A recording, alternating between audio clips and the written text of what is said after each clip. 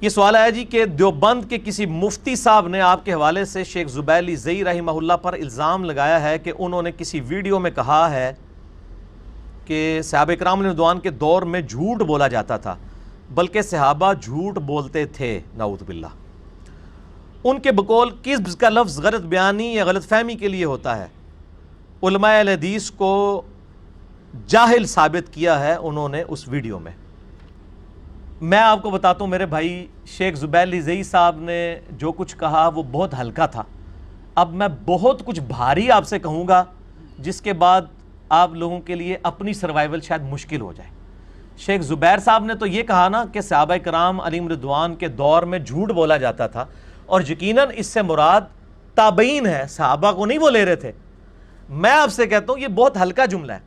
مجھ سے آپ سنیں کہ جتنے کذاب راوی ہیں، حدیثیں گھڑنے والے، جھوٹے نبی علیہ السلام پہ حدیثیں باندھنے والے اور دوزخ کمانے والے، ان کی اکثریت تابعین میں ہے، کیونکہ اسلام نے رومن اور پرشین امپائر گرا دی تھی۔ لوگوں کو غم تھا اسلام کے اس مسئلے کے اوپر سے کلمہ پڑھ لیا، کلمہ گو تھے، مسلمان تھے، قانوناً تابعی تھے، قانوناً تابعی تھے۔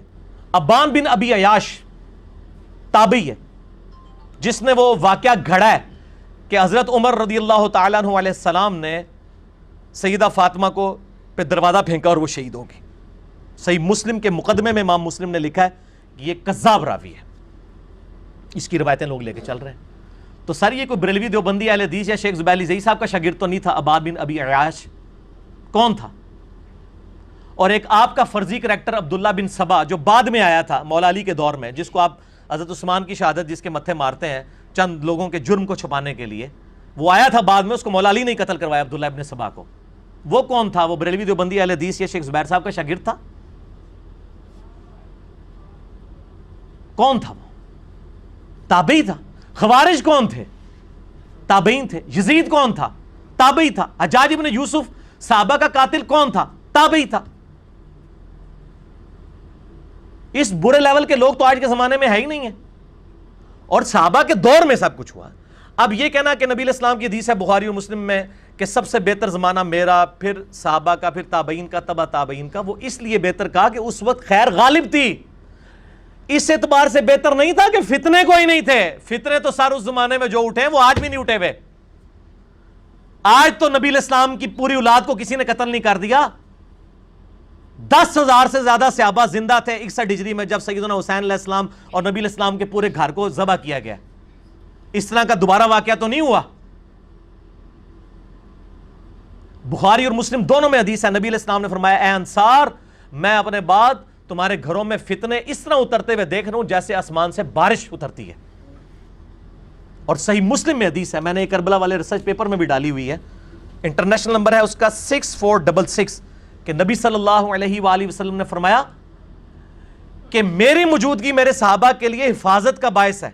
جب تک میں رہوں گا ان پہ فتنے نہیں ٹوٹیں گے، اور جب مجھے اللہ اٹھا لے گا ان پہ فتنے ٹوٹ پڑیں گے۔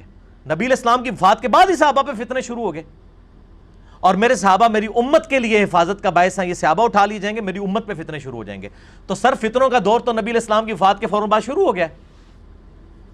میں ان کو صحیح مسلم شریف یہ دکھا دوں، شبیر بدر سب سے بڑا پاکستان میں ادارہ ہے بریلویوں کا، یہ ٹائٹل پیج میں آپ کو دکھا رہا ہوں، باقی آپ مسلم شریف کا مقدمہ خود کھول کے پڑھ لیں۔ پہلی 92 روایات صحیح مسلم کا مقدمہ ہے جو امام مسلم نے خود لکھا ہے، میں نے نہیں لکھا، خود لکھا ہے انہوں نے، جس میں انہوں نے بتایا کہ تابعین نے کس طرح جھوٹی حدیثیں گھڑنے کے اور جھوٹ بولنے کے ماہر تھے تابعین، اور نیکوکار بھی رج کے تھے اور جھوٹے بھی رج کے سن۔ یہ دونوں باتیں لکھی ہیں۔ کہتا ہے جی کذب کا مطلب جو ہے نا جی غلط بیانی ہوتا ہے، جھوٹ نہیں ہوتا، اور جو صحابہ پہ لعنتیں بھیج رہے ہیں ان کا دفاع کر رہے ہیں آپ لوگ۔ یہاں میں آپ کو بتاتا ہوں کتنی کتنی جھوٹی روایتیں انہوں نے نبی علیہ السلام کے اوپر گھڑی ہیں۔ صحیح مسلم کی پہلی 92 روایات صرف اس ٹاپک پہ ہیں کہ صحیح حدیث کیوں ضروری ہے۔ میں نے مسئلہ نمبر 36 ریکارڈ کروایا ہے، ضعیف الاسناد اور من گھڑت احادیث کے فتنے کا تحقیقی جائزہ۔ اس میں نے مسلم شریف کا مقدمہ پڑھایا ہے، اور آپ کو لگے گا امام مسلم آج کے دور کا انسان ہے یا انجینئر محمد علی مرزا اس زمانے میں ہے، کوئی فرق ہی نہیں ہے۔ وہی رونا وہ اس زمانے میں رو رہے ہیں کہ بیڑا غرق ہو جائے گا ضعیف روایتوں کی وجہ سے، آج ہو گیا ہوا ہے۔ تو یہ مقدمہ میں نے پورا پڑھایا ہے، اور میرا ایک یوٹیوب پہ کلپ بھی ہے، ضعیف ضعیف الاسناد احادیث ایمان کے لیے خطرہ. میں آج اس ٹاپک کی طرف نہیں جاؤں گا, میں صرف اس مقدمے میں سے جو شیخ زبیر صاحب پہ اس نے جھوٹا الزام لگایا نا کہ وہ کہتے تھے صحابہ کے دور میں جھوٹ بولا جاتا تھا, میں امام مسلم سے ثابت کروں گا کہ انہوں نے لکھا ہے کہ سب سے زیادہ جھوٹے لوگ ہی صحابہ کرام کے زمانے کے اندر موجود تھے جنہوں نے جھوٹی حدیثیں گھڑی ہیں, اور مسلمان تھے, کافر نہیں تھے. ورنہ تو حدیث سنتے, یہودیوں سے تو حدیثیں نہیں لینی تھی. اور یہ بھی انہوں نے جھوٹ مشہور کیا جی حضرت عثمان کے قاتلین یہودی تھے. صحیح بخاری میں انٹرنیشنل نمبر کے مطابق 695 نمبر حدیث ہے کہ سیدنا عثمان کو آ کے صحابہ کہتے ہیں کہ آپ ہمارے امیر ہیں اور مسجد پہ فتنوں کے امام کا قبضہ ہے, جس کو 14ویں صدی کے ملائیوں نے کہا کہ جی یہ تو تھے وہ صبائی پارٹی تھی. حضرت عثمان نے کہا تو ہم ان کے پیچھے نماز پڑھ لیں؟ صحابہ نے پوچھا. حضرت عثمان غنی رضی اللہ عنہ نے فرمایا کہ مسلمانوں میں نماز ہی تو ایک نیکی کا کام ہے, نیکی کے کاموں میں ان کا ساتھ دو, برائی میں ان سے الگ رہو, اسی امام کے پیچھے نماز پڑھو جس نے مسجد نبوی پہ قبضہ کیا ہے. یار اگر وہ یہودیوں نے قبضہ کیا ہوتا تو حضرت عثمان یہ کہتا ہے یہودیوں کے پیچھے نماز پڑھو. آپ نے ایسے ایسے جھوٹ بولے کہ پھر اللہ تعالیٰ نے انجینئر صاحب جیسے مسکین لوگ اٹھائے جن کے سامنے آپ لاچار ہو گئے. وہ تو مسکین تھا لیکن آپ بھی اس کے سامنے لاچار ہو گئے. اب یہ بات مجھے ضمناً آئی, آج میرے ذہن میں یہ بات اچانک آ گئی بڑے سے.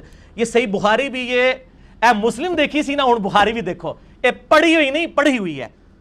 اے جناب منک پہلے کڑ لین دو صحیح بخاری شریف انٹرنیشنل نمبر کے مطابق 695. یہ تو مجھے نمبر یاد ہے, اکثر یاد ہوتے ہیں اس قسم کے نمبر. یہ صبائی فتنہ جو جھوٹ بولا تھا, یہ میں اب آپ کے سامنے اس کے اوپر نشان لگا رہا ہوں, اور میں آپ کو اس کا باقاعدہ سیدنا عثمان غنی رضی اللہ تعالیٰ عنہ کا فتویٰ دکھانے لگا ہوں, اور اس کے اوپر امام بخاری کا باب بھی ہے کہ فتنے اور بدعتی امام, فتنوں کا امام اور بدعتی امام, اس کے پیچھے نماز درست ہے. ٹھیک ہے, ہاں یہ حضرت عثمان غنی رضی اللہ تعالیٰ عنہ کا فتویٰ, یہ کسی مفتی اعظم پاکستان کا فتویٰ نہیں ہے, یہ مفتی اعظم اسلام کا فتویٰ ہے سیدنا عثمان غنی رضی اللہ تعالیٰ عنہ. آپ کے جو علماء ہیں نا وہ تو گلی محلوں کے میرے بھائی علماء اور مفتی ہیں, یہ امت کا امام ہے عثمان غنی رضی اللہ تعالیٰ عنہ. یہ 695 جی صحیح بخاری سے انٹرنیشنل نمبر کے مطابق ان کو دکھائیں. پہلے تو بخاری شریف دکھائیں ان کو. اے روزے دی برکتاں نے شیطان قید ہے نا, تو میں کہ وہ آزاد ہونے تو پہلے جڑے وہ ستونگڑے نے نا جڑے من الجنتی والناس, ہاں جی وہ بھی چڑھ جان تاکہ وہ آگے کہ میری باقی اولاد کتنے گئی, صحیح چھوڑ کے گیا سا. اچھا یہ رمضان میں بھی سارے شیاطین نہیں قید ہوتے ہیں, صرف سرکش شیطان ہوتے ہیں, چھوٹے موٹے پھرتے رہتے ہیں, اکثر نظر بھی آتے ہیں. آپ مجھے نہیں پوچھنا کہاں نظر آتے ہیں, آپ کو پتہ ہے کہاں ہوتے ہیں زیادہ تر. اچھا جی یہ دکھائیں جی, ان کو کلوز کریں 695 صحیح بخاری سے. سیدنا عثمان سے آ کے صحابی پوچھتا ہے کہ آپ ہمارے امام ہیں, مسجد پہ فتنے کے امام کا قبضہ ہے, ہمیں بتائیں نمازیں ہم کہاں پڑھیں؟ انہوں نے کہا 1.5 اینٹ کی مسجد آدھا بناؤ. انہوں نے کہا نماز مسلمانوں میں نیکی کا کام ہے, نیکی کے کاموں میں ان کا ساتھ دو, برائی میں ان سے الگ رہو. اسی لیے میں کہتا ہوں بریلوی, دیوبندی, اہل حدیث, شیعہ سب کے پیچھے نماز ہو جاتی ہے, اور میں کہتا نہیں ہوں, پڑھتا بھی ہوں اللہ کے فضل سے, اور اس کی ترغیب بھی دلاتا ہوں. آج سے نہیں شروع سے دلا رہا ہوں اللہ کے فضل سے. باقی تو صرف میٹھی میٹھی باتیں صرف ٹی وی پہ آ کے کرتے ہیں یا اپنے لیکچرز میں امت کو جوڑنے کی, اندر کھاتے وہ کٹر اپنے اپنے فرقوں میں ہوتے ہیں. ٹھیک ہے نا جی. اب آ جائیں آپ مسلم شریف کا مقدمہ, یہ مسلم شریف بھی دکھائیں جی ان کو, بریلویوں کا ترجمہ شبیر برادرز کا. اس کا مقدمہ بریلویوں کا ترجمہ اس لیے پڑھوں گا کہ لوگ کہیں گے یار وہ ذرا یہ ادب والا ترجمہ ہوتا ہے نا, باقی تو گستاخانہ ترجمے کرتے ہیں, وہ کہیں اس نے خود سے نہ کر دیا ہو.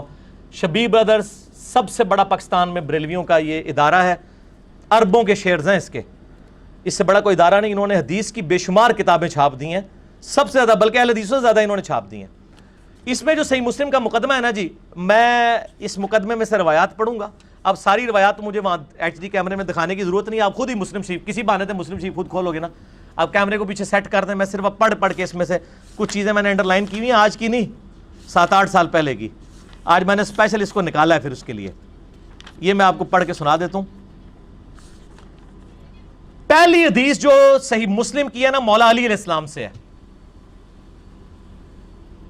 مولا علی علیہ السلام سے صحیح مسلم کی پہلی حدیث ہے. نبی صلی اللہ علیہ وآلہ وسلم نے فرمایا, اور حضرت علی نے خطبہ دیتے ہوئے یہ کہا کہ میں نے نبی صلی اللہ علیہ وآلہ وسلم سے یہ بات سنی تھی کہ جس نے میری طرف جھوٹی بات منسوب کی وہ اپنا مقام دوزخ میں دیکھ لے. دیکھنا میری طرف جھوٹی بات منسوب نہ کرنا, جو میری طرف جھوٹی بات منسوب کرے گا وہ جہنم میں جائے گا. یہ مسلم کی پہلی حدیث ہے مولا علی سے, اور یہ حدیث بخاری میں بھی موجود ہے.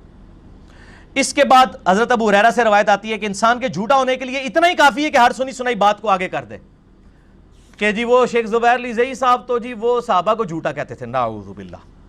آگے سنیں, یہ کافی ہے, مسئلہ 36 میں میں نے سارا پڑھایا ہے. حضرت عبداللہ بن مسعود کہتے ہیں کہ بعض کا شیطان انسان کی شکل میں آ کے حدیث بیان کر کے چلا جاتا ہے. جب لوگ منتشر ہو جاتے ہیں تو لوگ کہتے ہیں کہ یہ فلاں شخص یہاں حدیث بیان کر رہا تھا, میں نے خود سنا ہے, میں اس کی شکل سے واقف ہوں لیکن میں اسے جانتا نہیں ہوں, حالانکہ وہ شیطان ہوتا ہے. اسی لیے محدثین نے اسماء و رجال کا علم ڈیوائز کیا ہے کہ آپ پوری جان پھٹک کریں گے کہ کس راوی سے آپ حدیث لے رہے ہیں. اچھا جی, ہاں یہ سن لیں آگے. حضرت عبداللہ بن عباس فرماتے ہیں کہ جب ہم پہلے کسی شخص کو کہتے ہوئے سنتے کہ نبی صلی اللہ علیہ وسلم نے فرمایا تو ہماری نگاہیں اس پر جم جاتی تھی اور ہمارے کان اس کی طرف متوجہ ہوتے تھے. لیکن جب سے لوگوں نے ہر طرح کی حدیثیں بیان کرنا شروع کر دی ہیں تو ہم صرف انہی روایات کو قبول کرتے ہیں جن کو ہم پہلے سے جانتے ہوں. تو عبداللہ بن عباس کے زمانے میں یہ شیخ زبیر لیزئی صاحب حدیثیں بیان کرتے تھے یا تابعین بیان کرتے تھے یا یہودی کرتے تھے؟ اور عبداللہ بن عباس کہہ رہے کہ اب ہم پہلے واقف ہوں تو ہم پھر اس کو متوجہ ہوتے ہیں, ورنہ ہم کہتے ہیں کہ یہ پتہ نہیں ہے بھی ہے کہ نہیں, یہ خود سے بیان کر رہا ہے. اچھا اچھا. اس کے آگے وہ لکھتے ہیں امام مسلم کہ عبداللہ بن ابی ملائکہ کا بیان ہے کہ میں نے ابن عباس کو خط لکھا اور میں نے کہا کہ ابن عباس حضرت علی کے کچھ فتوے آپ کے پاس موجود ہوں تو مجھے بھجوا دیں. چونکہ حضرت ابن عباس حضرت علی کے وہ قریبی ساتھیوں میں سے تھے نا, تو ابن عباس نے حضرت علی کے جو فتوے تھے, جو ان کے فیصلوں کا ریکارڈ تھا, صحیح بخاری میں موجود ہے نا کہ حضرت علی علیہ السلام کوفے کے ممبر پر ظہر سے لے کے مغرب تک, بیچ میں عصر کی نماز ایک پڑھتے تھے, بیٹھ کے لوگوں کو مسائل سکھاتے تھے, وضو کرنے کا طریقہ اور مسائل سکھاتے تھے. تو حضرت علی, ظاہر کوفہ تو پھر علم کا گڑھ بن گیا تھا, حضرت علی کی وجہ سے سب لوگ وہاں پہ شفٹ ہو گئے تھے. تو مولا علی علیہ السلام کے فتووں کا ریکارڈ ابن عباس نے منگوایا کہ ابن ابی ملیکہ کو بھیجیں, تابعی کو. جب انہوں نے فتوے پڑھنے شروع کیے تو وہ راوی کہتے ہیں کہ جب کوئی ایسی بات سامنے آتی کہ جو روٹین سے ہٹ کے ہوتی تو ابن عباس فرماتے اللہ کی قسم اگر علی نے یہ فیصلہ دیا ہوتا تو علی بھی گمراہ ہو جاتا, انہوں نے یہ فیصلے بدل دیے ہیں. حضرت علی کی وفات کے بعد ان کی زندگی میں حضرت علی کے فتوے بدلنے والے بریلوی دیوبندی اہل حدیث شیعہ تھے یا تابعین تھے؟ تابعین. یہ آندہ اللہ دے بندو ایک کلپ نہ سند ریکارڈ کرانا. آگے سنیں, ابو اسحاق کہتے ہیں جب لوگوں نے حضرت علی کی وفات کے بعد نئی بدعتیں ایجاد کر لیں تو حضرت علی کے ایک ساتھی نے کہا اللہ ان کو برباد کرے, ان لوگوں نے اتنا بڑا علم خراب کر دیا ہے. یعنی حضرت علی کے فتاوا تھے, جس طرح آج بھی سپریم کورٹ کے پرانے فیصلوں سے بھی ہائی کورٹ ڈیسیژن لیتا ہے نا, جی سپریم کورٹ نے فلاں فیصلہ اس وقت میں کیا تھا, اس کی پلی لیتے ہوئے ہم بھی یہ فیصلہ کرتے ہیں. تو حضرت علی جو ہے کوفے میں پہنچ کے حضرت ابو بکر عمر کے فیصلوں سے پلی لیتے تھے اور بعد کے لوگ حضرت علی کے فیصلوں سے. آگے ابن سیرین تابعی فرماتے ہیں 110 ہجری میں فوت ہوئے ہیں کہ پہلے زمانے میں, اچھا ابن سیرین جب کہہ رہا ہے پہلا زمانہ تو صحابہ کے زمانے کو ہی کہہ رہا ہے نا, یا نبی صلی اللہ علیہ وسلم کے زمانے کو, خود تو وہ تابعی ہیں. پہلے زمانے میں اسناد کے بارے میں ہم تحقیق نہیں کیا کرتے تھے, لیکن جب سے فتنے ہوئے ہیں تو اہل علم نے یہ تحقیق کرنا شروع کر دی ہے کہ ہمیں اپنی سردوں کے راویوں کے بارے میں بھی بتاؤ. اگر وہ راوی اہل سنت ہو تو روایت قبول ہو جاتی ہے, اگر وہ اہل بدعت ہو تو قبول نہیں ہوتی. یہ اہل سنت جو ہے نا وہ اہل سنت انفی دیوبندی, اہل سنت انفی بریلوی, اہل سنت سلفی اہل حدیث نہیں ہے, یہ اہل سنت صحابہ تابعین والا, سنت کے طریقے پہ چلنے والا. اہل بدعت کی روایت قبول نہیں کرتے.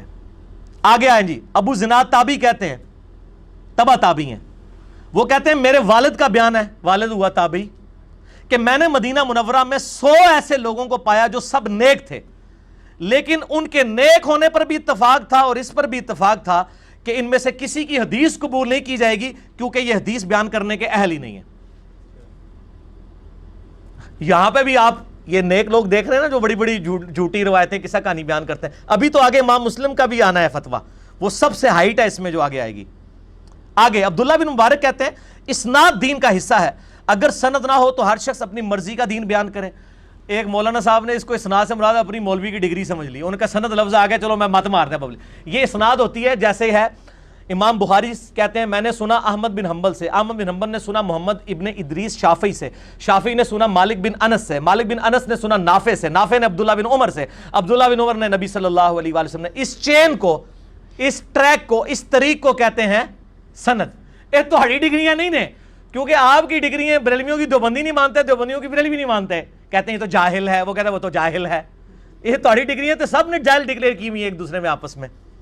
ہم کہتے ہیں شاید سارے ہی صحیح کہہ رہے ہوں, ہم سب کی تصدیق کرتے ہیں, ہم کسی کو ناراض نہیں کرتے. ٹھیک ہے, لا نفرق بین احد, ہم کسی کا انکار نہیں کرتے ان میں سے. اچھا جی آگے چلیں. یہ تو میں 1 گھنٹہ بول سکتا تھا, میں آپ کو موٹے موٹے جو انڈر لائن کیے ہیں. ہائے یحییٰ بن سعید القطان تبع تابعی, بڑی مشہور یہ تبع تابعی 198 ہجری میں فوت ہوئے ہیں. یحییٰ بن سعید القطان کے بارے میں امام بن حنبل فرماتے ہیں اس سے زیادہ نیک آدمی میں نے محدثین میں نہیں دیکھا. اور یہ وہی ہیں جو جن کا میں نے بتایا تھا کہ ان کے جبے میں ہر وقت تسبیح ہوتی تھی 100 دانوں کی. یحییٰ بن سعید القطان بہت پرہیزگار تبع تابعی تھے. اب یہ پرہیزگار لوگوں کی آپ بات سنیں. یحییٰ بن سعید القطان کا بیٹا اپنے والد سے نقل کرتا ہے, وہ فرمایا کرتے تھے کہ نیک لوگ سب سے زیادہ جھوٹ بولتے ہیں, اور یہ سب سے زیادہ جھوٹ احادیث کے بارے میں بولتے ہیں. اب ذرا یہ نیک لوگ میں نام لیے بغیر کہوں گا, آپ کے ٹی وی چینلز کے اوپر اور آپ کے سوشل میڈیا پہ کئی سٹوریاں سنانے والے بڑی میٹھی میٹھی باتیں, پیچھے ہلکے ہلکے میوزک چل رہے ہوتے ہیں, بڑی رکت انگیز واقعات, قصے, کہانیاں, دو ملائی بیان کر رہے ہوتے ہیں.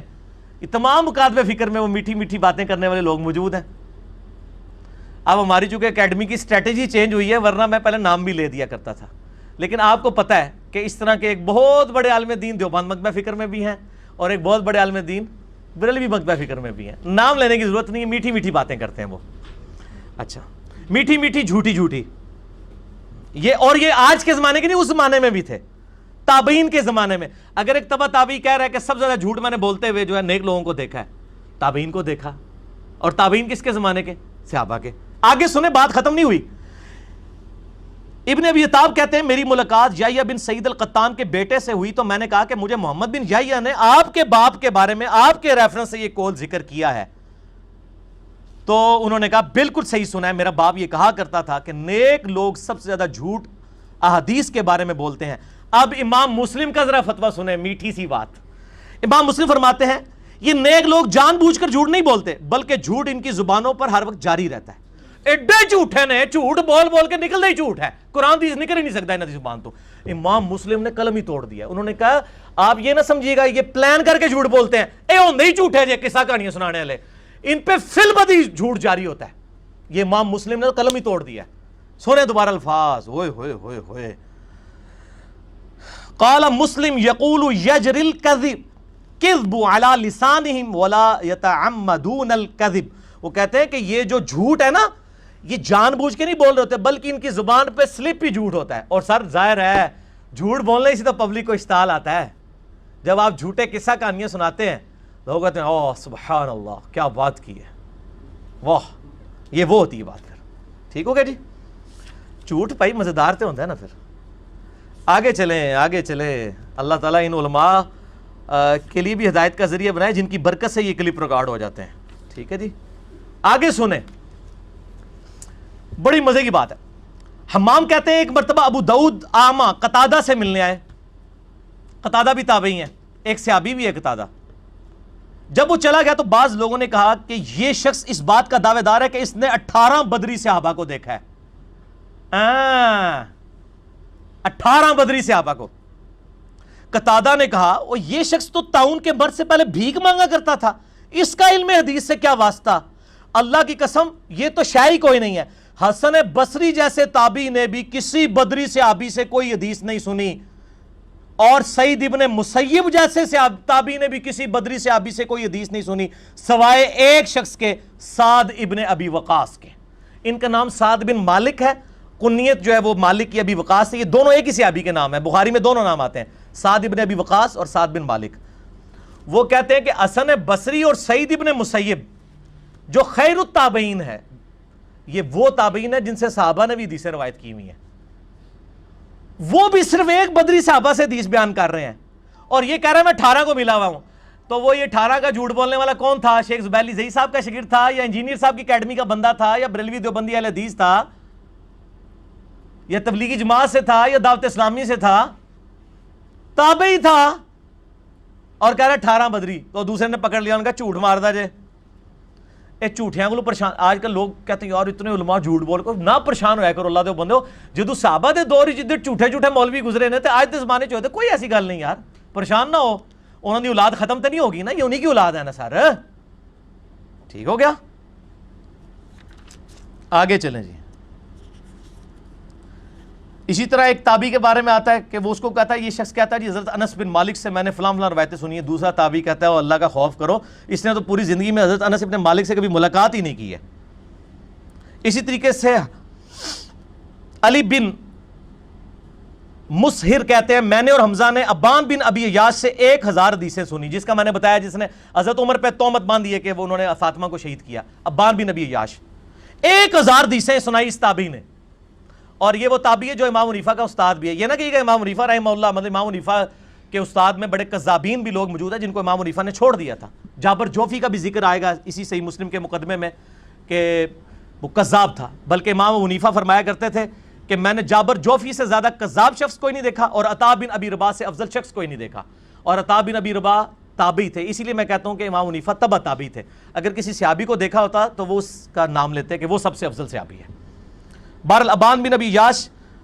سے میں نے اور حمزہ نے 1000 حدیثیں سنی ایک مرتبہ میری حمزہ سے ملاقات ہوئی تو انہوں نے کہا کہ میں نے خواب میں نبی علیہ السلام کی زیارت کی اور میں نے خواب میں ابان کی سنی ہوئی حدیثیں پیش کی تو نبی علیہ السلام نے صرف 5 روایتوں یا 6 روایتوں کی تصدیق کی باقی حضور نے خواب میں فرمایا ساری جھوٹیاں نے ساری جھوٹی ٹھیک ہوگا جی آگے چلے جی مولا بیان کرتے ہیں کہ ابو وائل کہتے ہیں کہ جنگ صفین کے موقع پر عبداللہ بن مسعود ہمارے پاس آئے اور انہوں نے ہم سے حدیث بیان کی تو ابو نعیم نے کہا کیا عبداللہ ابن مسعود مرنے کے بعد دوبارہ زندہ ہو گئے تھے پوائنٹ ٹو بی نوٹڈ عبداللہ ابن مسعود جنگ صفین سے 4 سال پہلے فوت ہو گئے تھے 33 ہجری میں وہ تابعی کہتا ہے کہ جی جنگ صفین پہ عبداللہ بن مسعود سانوں میں لڑا ہے سن انہوں نے حدیث بیان کی تھی وہ کہندہ اللہ دیا بندیا وہ قبر جو نکل کے آگے سن ان کو کیا پتا تھا کہ بزرگان دین تو قبر سے نکل جاتے ہیں تابعین کو نہیں پتا تھا کہ صحابہ قبر سے نکل سکتے انہوں نے کہا یار قبر سے تو نہیں کو نکل سکتا یہ جھوٹ ہے اس طرح آگے آتا ہے کہ ایک راوی کی انہوں نے برائی بیان کی تو دوسرے نے کہا کہ آپ تو اس کی غیبت کر رہے ہیں تو امام مسلم کہتے ہیں اس تابعی نے کہا کہ غیبت نہیں ہے بلکہ حدیث کا حکم لگانے کے لیے ضروری ہے کہ جو جھوٹے لوگ ہیں ان کی برائی لوگوں کے سامنے بیان کی جائے ٹھیک ہوگا جی یہ دیکھ لیں یہ تو میں مسلم کا پورا مقدمہ دوبارہ پڑھا دیتا بہرحال ٹیسٹ کے لیے کافی ہے شیخ زبیلی زئی رحمہ اللہ پر جھوٹا الزام لگایا میں نے اس کے جواب میں تھوڑی سی بات کی ابھی جو شیخ اشرف علی تھانوی المتوفا 1362 ہجری کے حوالے سے جو ایک گستاخانہ معاملہ ہے انشاءاللہ مجھے کبھی موقع ملا تو میں اس کی حقیقت بھی کھول کے بیان کروں گا ابھی فی الحال میں اس کو لانچ کرنے لگا ہوں سوشل میڈیا کے اوپر تاکہ لوگوں کو پتہ چلے کہ ان کے علماء ان کو دھوکہ دے رہے ہیں ہم تمام علماء کی عزت کرتے ہیں لیکن علماء بھی اپنی عزت کروائیں جھوٹے الزامات نہ لگائیں علمی رد کریں میں تو کہتا ہوں وجادلہم باللتی ہی احسن پورا مجادلہ کریں آپ جوش سے جھوٹ کے بغیر ٹھیک ہوگا جی